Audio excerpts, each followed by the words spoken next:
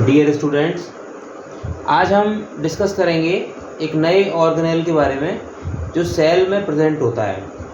तो इस ऑर्गेनेल का नाम है राइबोसोम।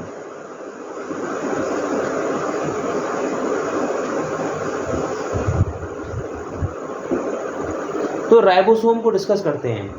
राइबोसोम एक ऐसा सेल ऑर्गेनेल है जो कि प्रोकैरियोटिक सेल और यूकैरियोटिक सेल दोनों के अंदर मिलता है। क्या मतलब हुआ कि बैक्टीरियल सेल जो इनिशियली पैदा हुए उनमें भी मिलता है राइबोसोम, और जो बाद में डेवलप हुए यूकैरियोटिक सेल्स थे उसमें भी मिलता है। राइबोसोम की जो इम्पोर्टेंस जो है वो इस बात में है कि ये सेल के लिए एक बहुत इम्पोर्टेंट काम करता है, और वो है प्रोटीन सिंथेसिस।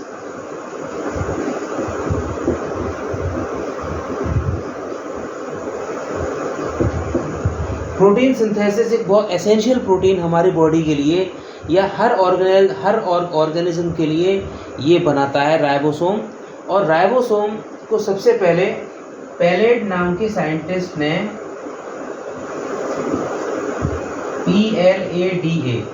पैलेट नाम के साइंटिस्ट ने इसको डिस्कवर किया था। इलेक्ट्रॉन माइक्रोस्कोप से इसको देखा।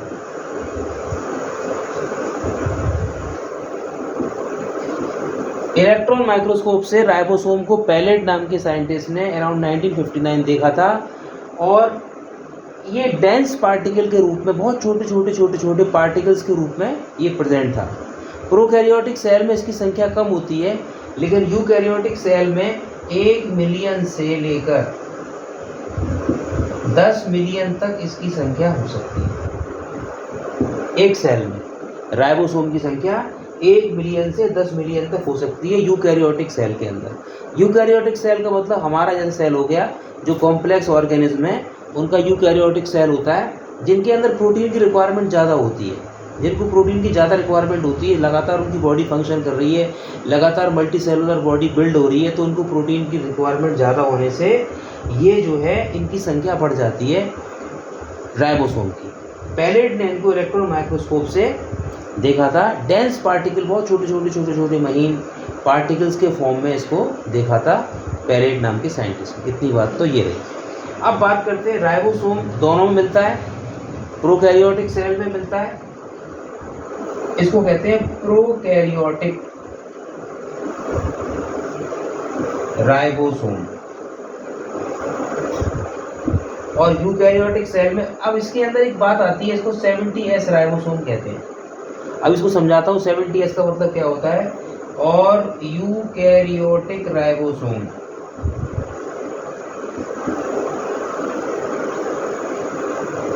यूकैरियोटिक जो राइबोसोम होता है वो 80S होता है।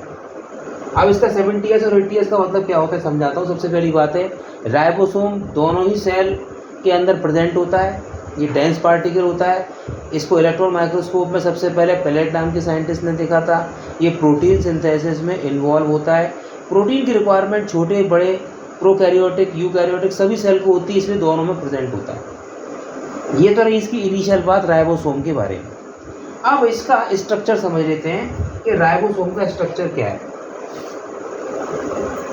तो देखिए,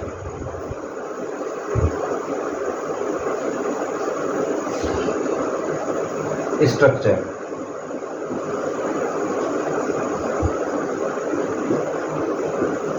अगर हम राइबोसोम के स्ट्रक्चर की बात करें तो राइबोसोम प्रोटीन और आरएनए इससे मिलकर बना होता है। इससे मिलकर बना होता है स्ट्रक्चर में प्रोटीन प्लस आरएनए। आरएनए को हम कहते हैं राइबो न्यूक्लिक एसिड। आरएनए कहते हैं राइबो न्यूक्लिक एसिड। तो राइबोसोम किसके बने होते हैं? प्रोटीन और आरएनए के बने होते हैं। अब इसका स्ट्रक्चर समझ लेते हैं, प्रोटीन और आरएनए के कैसे बने होते हैं। अब देखो, इसमें 4 यूनिट जो होती हैं, 4 यूनिट, मतलब आप इसको 4 पार्ट मान सकते हो। 4 यूनिट इसमें होती हैं। वो होती हैं राइबोसोमल आरएनए, जिसको हम कहते हैं आरएनए। 4 यूनिट तो राइबोसोमल आरएनए की होती है, इसको आरआरएनए कहते हैं। और 79 यूनिट इसमें प्रोटीन की होती है, 79 यूनिट बनी होती है ये प्रोटीन। तो खुद भी प्रोटीन का बना होता है और प्रोटीन सिंथेसिस में हेल्प करता है। तो 4 यूनिट आरआरएनए और 79 यूनिट प्रोटीन की मिलकर एक राइबोसोम का निर्माण होता है। अब इसका डायग्राम देखते हैं, इसका ये बनता कैसे है। तो राइबोसोम में 2 यूनिट होती हैं, यानी कि 2 हिस्सा होता है। पहली बात तो इसमें ऊपर कोई मेम्ब्रेन नहीं होती। तो डायग्राम सबसे पहली बात है no membrane present, no membrane present, इसके ऊपर कोई मेम्ब्रेन नहीं होती। अब तक हम सेल में पढ़ते हुए आए हैं कि हर सेल ऑर्गेनेल के ऊपर सेल मेम्ब्रेन प्रेजेंट होती है, कोई एक मेम्ब्रेन प्रेजेंट होती है, किसी में डबल किसी में सिंगल। यूकैरियोटिक सेल के सभी ऑर्गेनेल में मेम्ब्रेन प्रेजेंट होती है, कुछ एक को छोड़कर। उसमें एक राइबोसोम भी आता है जिसके ऊपर कोई मेम्ब्रेन प्रेजेंट नहीं होती, that's why it is called membraneless cell organelle. पहली बात तो नो मेम्ब्रेन प्रेजेंट बना किसका होता है, न्यूक्लियोप्रोटीन का। न्यूक्लियोप्रोटीन का स्ट्रक्चर में राइबोन्यूक्लिक एसिड, आरआरएनए और प्रोटीन, इन 2 से मिलकर ये बना होता है। अब इसकी जो स्ट्रक्चर होता है उसमें 2 यूनिट होती है। मेम्ब्रेन तो प्रेजेंट होती नहीं है, लेकिन 2 इसके हिस्से होते हैं, इसे कहते हैं यूनिट। तो पहली होती है, उसे कहते हैं लार्जर सब यूनिट, पहली को कहते हैं लार्जर सब यूनिट। और सेकंड होती है, उसे कहते हैं स्मॉलर सब यूनिट। पहली होती है लार्जर सब यूनिट, दूसरी होती है स्मॉलर सब यूनिट। ये दोनों एक दूसरे के ऊपर अरेंज होती हैं, एक दूसरे के ऊपर सेट होती हैं। तो लार्जर सब यूनिट स्मॉलर सब यूनिट के ऊपर अरेंज होती है। तो आप ऐसे मान सकते हो, जैसे इस तरीके से इसका एक हाथ जैसा स्ट्रक्चर, फिंगर जैसा इसके ऊपर, और ये एक तरह का स्ट्रक्चर ये लिए हुए होता है, और इसके ऊपर एक छोटी सी, इसके नीचे एक सब यूनिट और होती है। इस तरीके से प्रेजेंट होता है ये फिंगर की तरह से। लार्जर सब यूनिट के ऊपर, स्मॉलर सब यूनिट के ऊपर लार्जर सब यूनिट बैठी होती है। तो ये एक हिस्सा हो गया, दिस इज कॉल्ड लार्जर सब unit, LSU, and this is called smaller सब यूनिट, SSU। ये तो इसका वो स्ट्रक्चर रहा जो कि बना किससे होता है, 79 unit protein, 4 unit ribosomal RNA, rRNA. अब इसका काम समझ लेते हैं, फंक्शन। ये तो स्ट्रक्चर की बात है।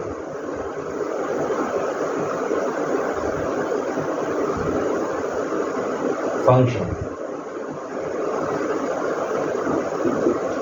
तो राइबोसोम के लिए मैंने बताया 1 मिलियन से 10 मिलियन तक एक यूकैरियोटिक सेल में हो सकते हैं, होते हैं।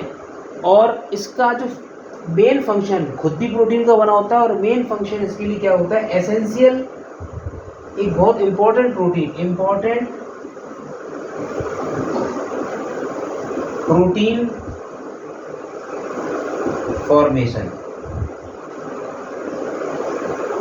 इंपॉर्टेंट प्रोटीन फॉर्मेशन जो सेल के अलग अलग अंदर सेल की रिक्वायरमेंट्स के लिए अलग अलग जगहों पर सेल को रिक्वायर्ड होती है अलग तरीके की प्रोटीन्स की।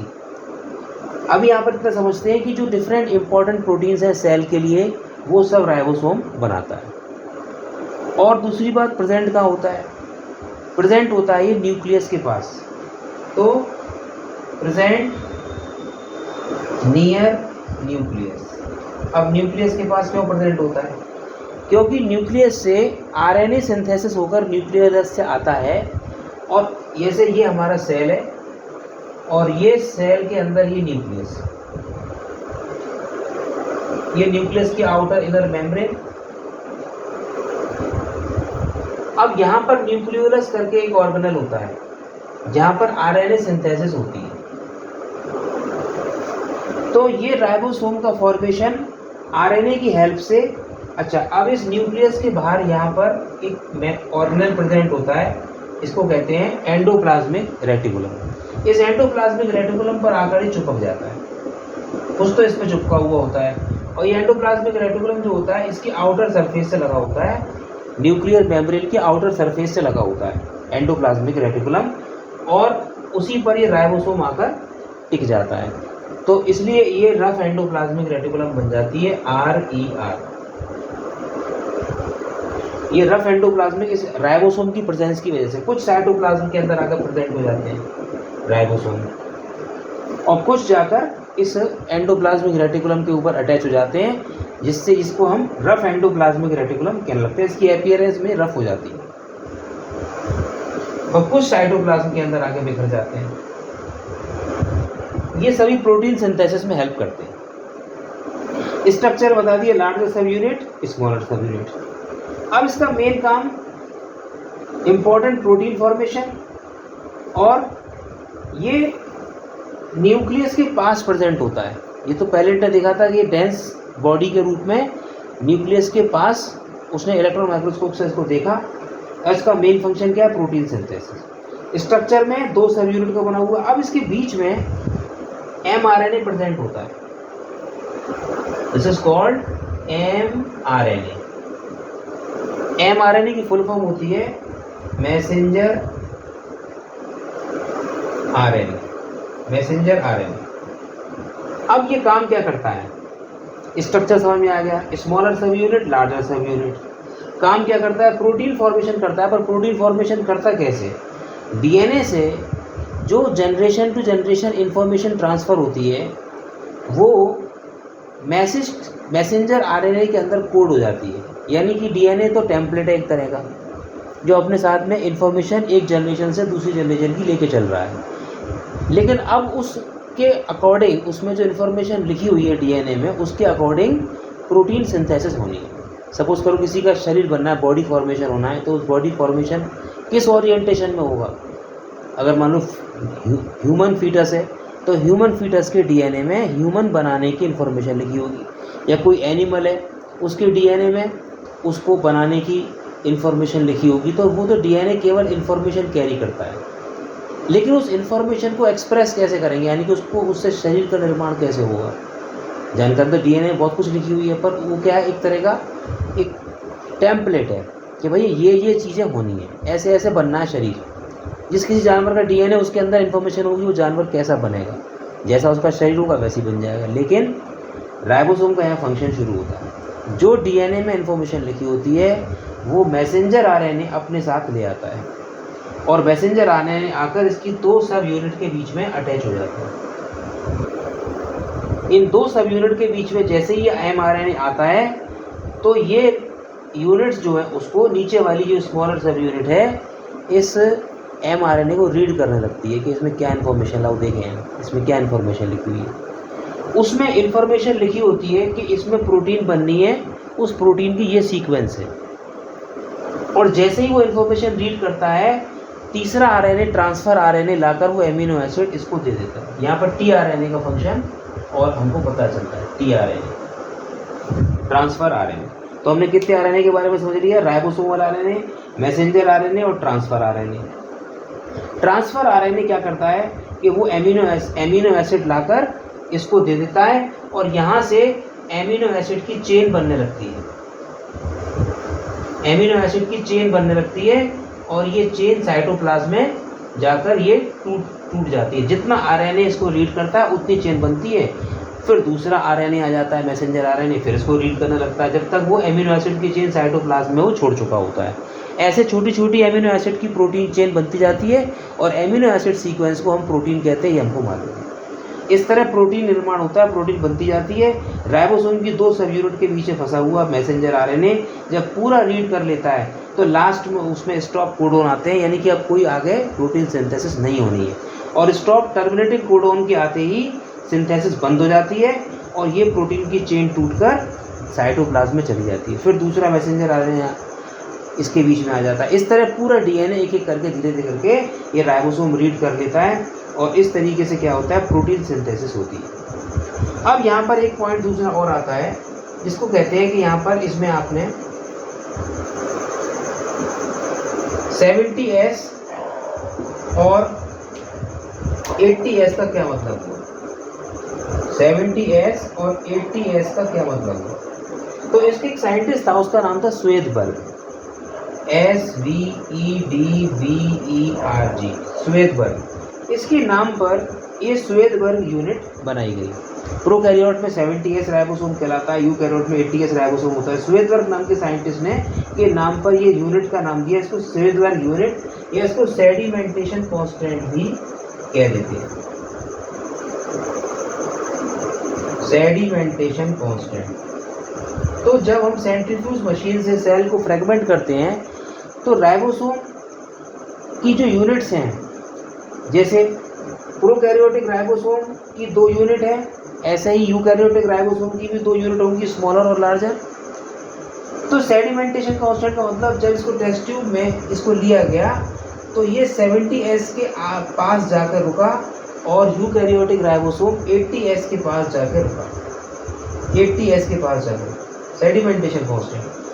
और इसकी जो यूनिट्स होती हैं, इसमें होती है 50s और इसमें होती है 40s, 50s और 30s।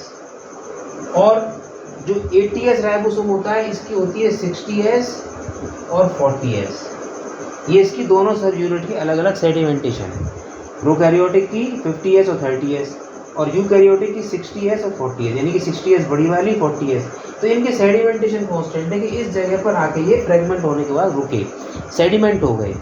तो इसलिए राइबोसोम के स्ट्रक्चर में स्वेदबर्ग यूनिट का इस्तेमाल हम करते हैं, उसको डिनोट करने के लिए, बताने के लिए कि जो प्रोकैरियोटिक राइबोसोम है वो कितनी यूनिट का बना हुआ है और किस तरह से अरेंज है, और यूकैरियोटिक राइबोसोम कितनी यूनिट का बना हुआ और किस तरह से अरेंज है। ये तो रहा स्वेदबर्ग की बात।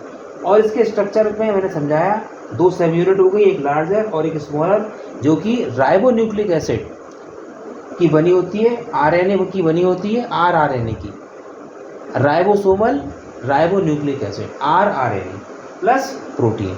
तो 79 यूनिट प्रोटीन की और 4 यूनिट आरआरएनए की मिलकर ये राइबोसोम की दोनों यूनिट बनती हैं। उसके बीच में एमआरएनए आने के बाद इसको रीड करता है और प्रोटीन बनाता है टीआरएनए की हेल्प से। इसमें जो भी कमेंट, जो भी आपको क्वेश्चंस हो वो आप मुझे कमेंट सेक्शन में लिख के भेज सकते हैं, और जो डाउट हो आप पूछ सकते हैं। Thank you.